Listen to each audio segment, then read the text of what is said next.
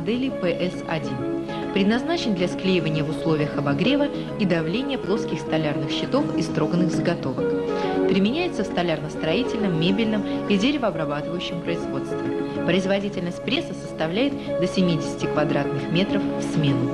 Он может прессовать щит до 2600 мм шириной, толщиной от 15 до 90 мм и любой длины. Порядок работы. Перед процессом склеивания оператор устанавливает режимы работы пресса. На участок загрузки он укладывает простроганные с 4 сторон и промазанные клеем с 2 сторон заготовки для склеивания в щиты. Этот процесс сопровождается подравниванием подвижной траверсы. В процессе подравнивания щит перемещается к прессующим плитам, и при перекрытии луча фотодатчика передней кромкой щита траверса возвращается в исходное положение, завершая тем самым формирование щита. Загрузка сформированного щита происходит, когда нижняя плита большого основного пресса находится в исходном нижнем положении.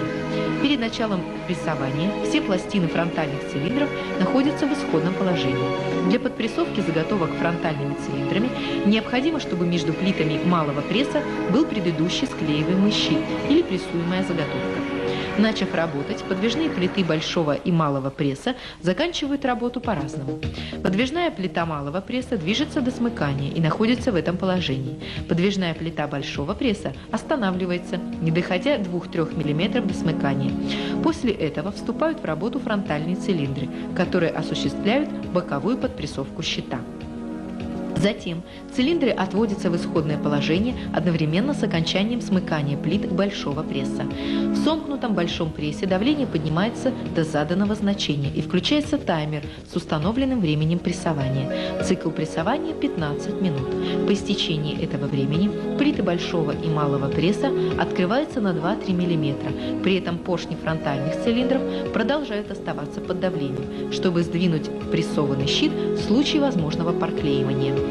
По окончании этой фазы цикла фронтальные цилиндры возвращаются в исходное положение, а затем плиты большого и малого прессов полностью открываются.